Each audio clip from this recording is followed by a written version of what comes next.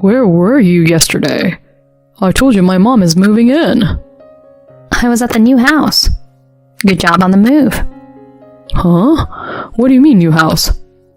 Just as it sounds, a new residence. Why are you talking nonsense? Oh? Didn't catch that? Let me break it down. I'm divorcing you. Huh? Why? Because I hate scum like you and your nasty mom. I'm Myra. I left my job when I married Barton, who's 3 years younger, and for some time I concentrated on being a homemaker. In the early days of our marriage, my husband treated me well. Although I was happy to marry him, I never got along with my mother-in-law, Louisa. She comes from wealth, and I come from a different background. My father passed away when I was young, and my mother raised me alone. Louisa doesn't seem to like my family background, so she doesn't have a high opinion of me or my mom. I won't let anyone speak ill of you, Myra, or your mom because of me. My husband assured me of that. Whenever my mother-in-law tried to say something, he'd interrupt, saying, It's none of your business, Mom. He'd cut her off multiple times to reassure me. I used to picture myself happily spending time protected by my kind husband, but lately, I've been concerned about my mom's health. When I visited my parents' place recently, it seemed like my mom wasn't doing well. I really want to be there for her. So, in between chores, I studied caregiving, thinking it might be useful in the future. To gain practical experience for when my mom might need care, I asked my husband if it would be okay for me to work as a caregiver. Okay, but make sure to take care of the house. Of course, I'll manage both properly. With his approval, I started working as a caregiver. After 3 years of juggling housework and work, I was pregnant with my first child. When I shared the news, both my husband and mother-in-law were overjoyed. However, they expressed reservations about me continuing to work as a caregiver.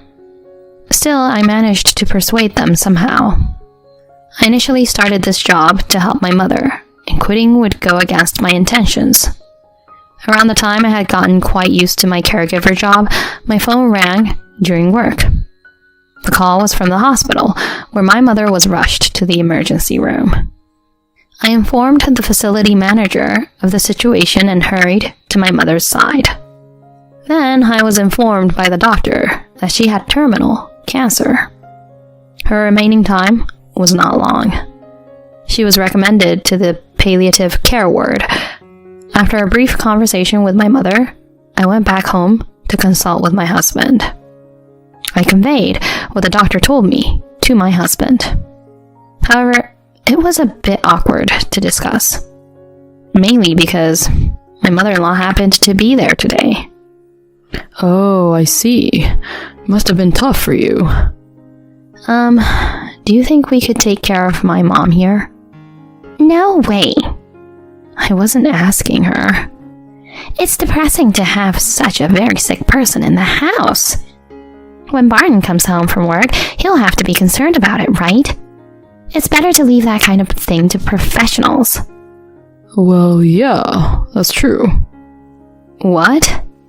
If she has a short life expectancy, then palliative care becomes crucial, right? I mean, isn't it tough for your mother to be here experiencing pain? Besides, I don't like coming home from work and having to worry about it either. Despite my husband's previous protective words for me and my mother, he calmly expressed his reluctance. I was very shocked. Still, I bit the bullet, all for my mother. You know why I got a caregiver qualification, right?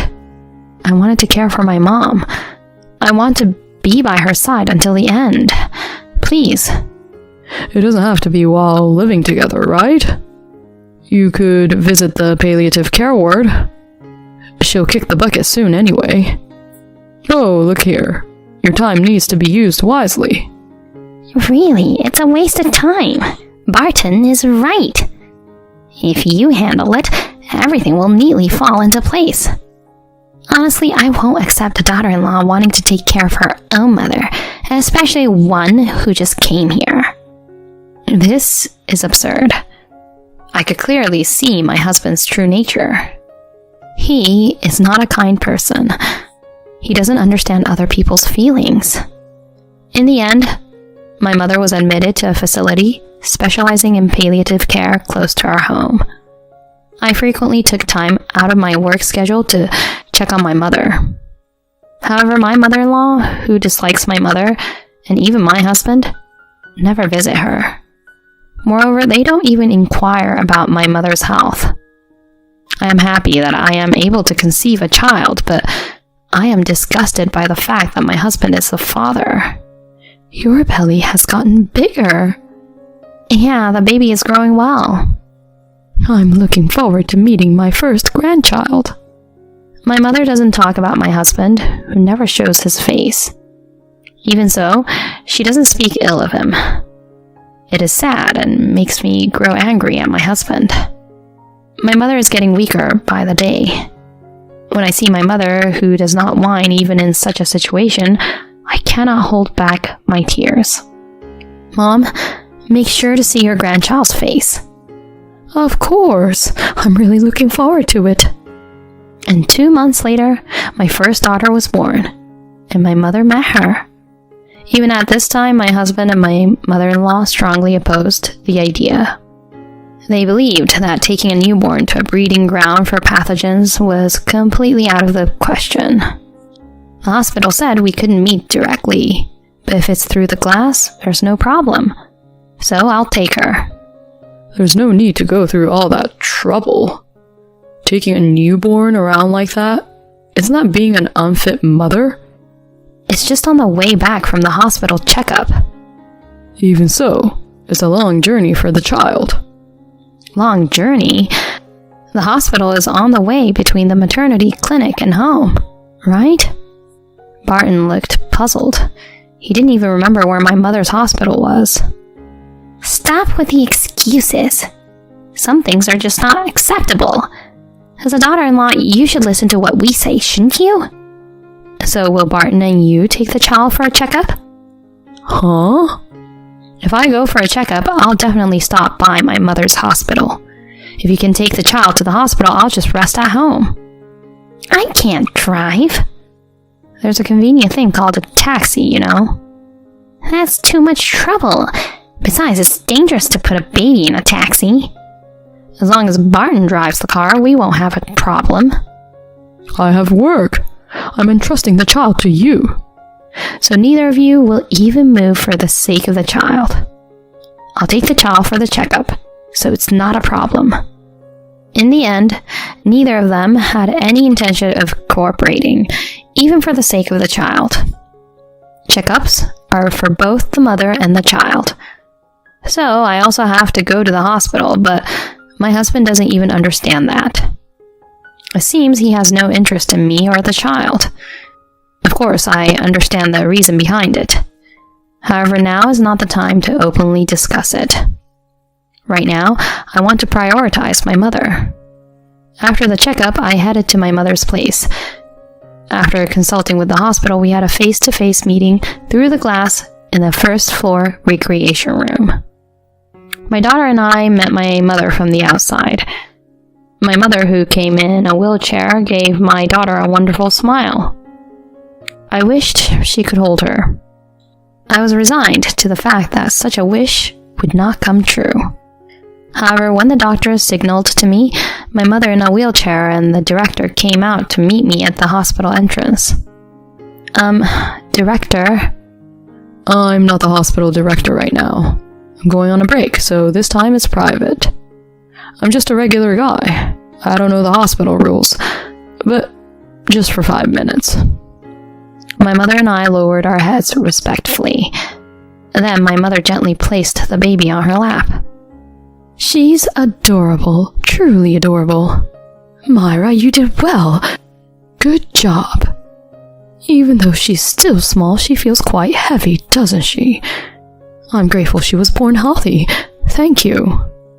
With tears in her eyes, my mother smiled as she looked at my daughter. It brought joy to spend even a short time together with my mother and daughter. However, that night, my mother's condition suddenly worsened.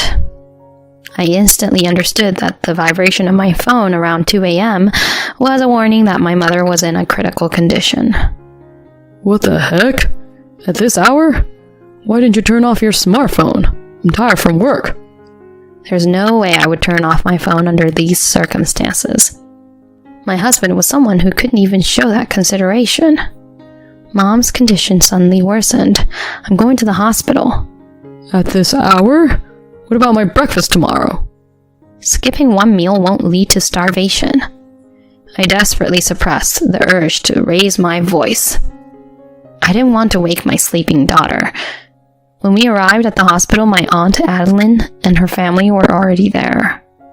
Oh, Myra, hold your mom's hand.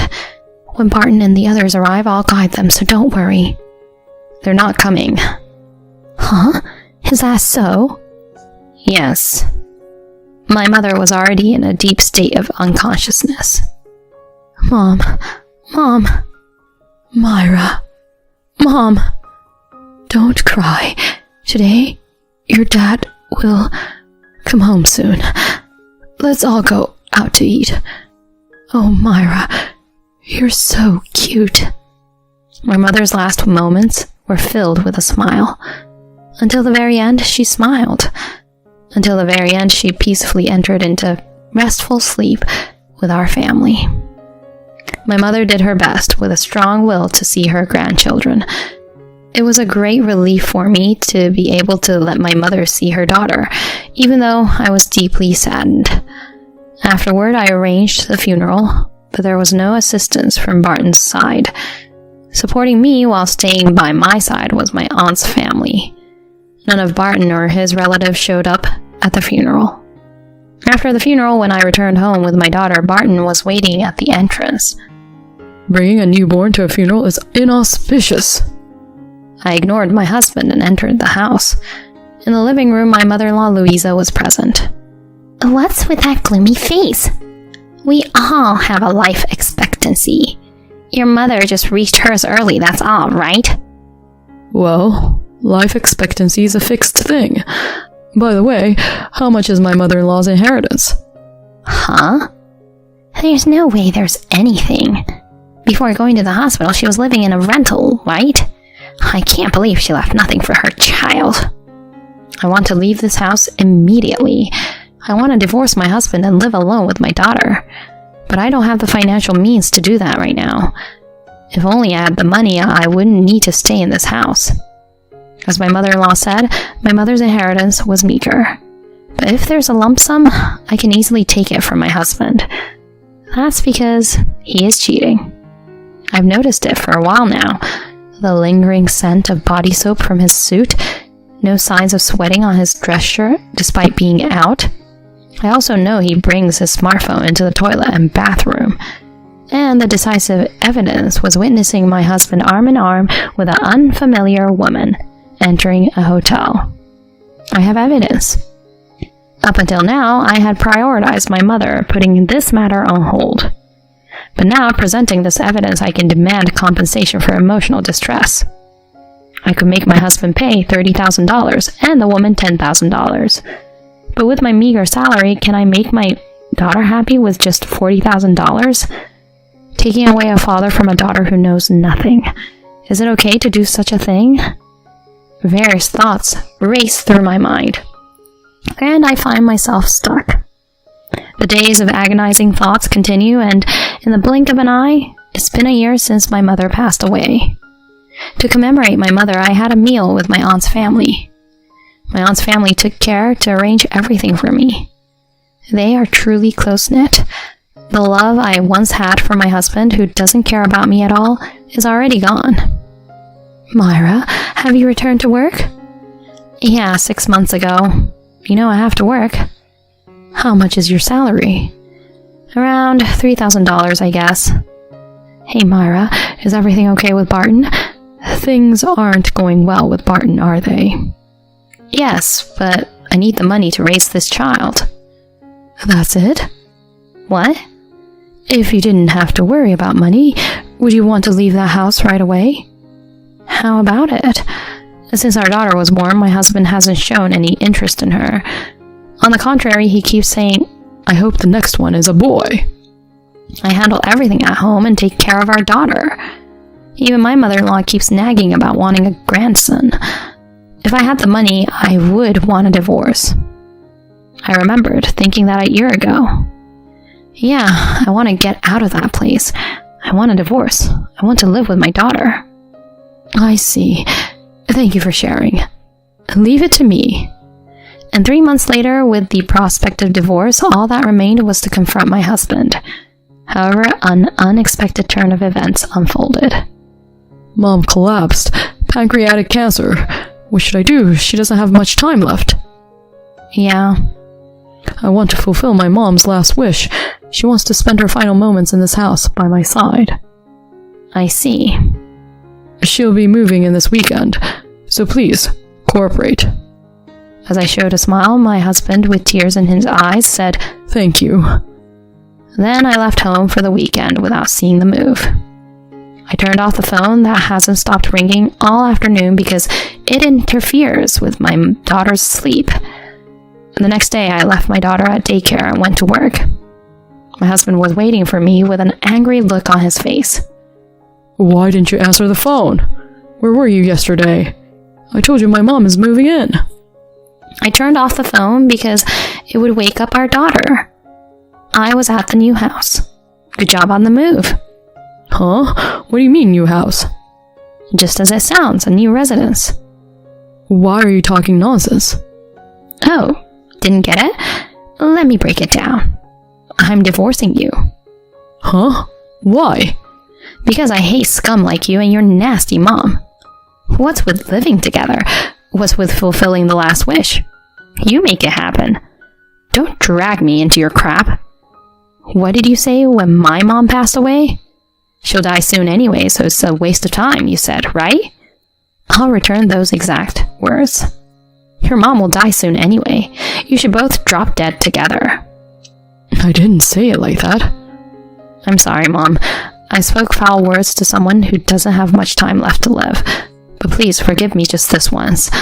I want to let out what I've been holding back in front of my daughter.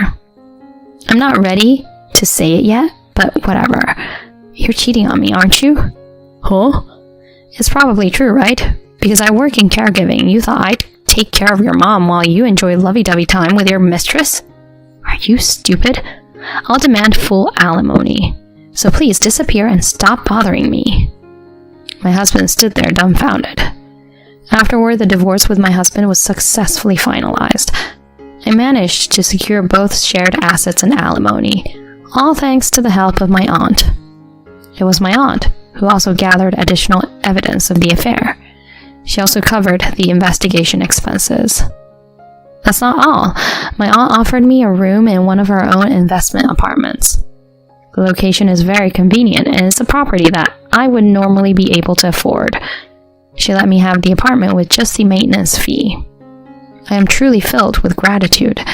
Despite already being divorced, my ex-husband frequently contacts me, complaining about his miserable situation without me asking about it. I can't stand my mother being so selfish. She's going to run away. She says she would get married. Maybe we need professional help. You should rely on the hospital. No, it takes a long time, and I don't know if it'll work. Besides, $5,000 a month is tough. Oh, you spent it all on your affair. Took child support and shared property from me. Thank goodness, I got a lump sum for the child support. You squandered so much money. Mara, if you look after everything, I'll pay. How about $50 a day? Seriously, I'm glad we got divorced. I hung up the phone just like that, and I blocked all of his contact information. My ex-husband is worn out from being abandoned by his affair partner and exhausted by his selfish mother. His mother, frustrated by her inability to move as she wishes, is increasingly irritated by her inadequate son. Just knowing that was enough to lighten my heart. Let's move forward without looking back at the past. In the not-so-distant future, I plan to raise my daughter without relying on my aunt. For that, I need to work hard at both my job and parenting. I will cherish and raise my daughter just as my mother did for me. I'm sure everything will be fine, because my mother is watching over us.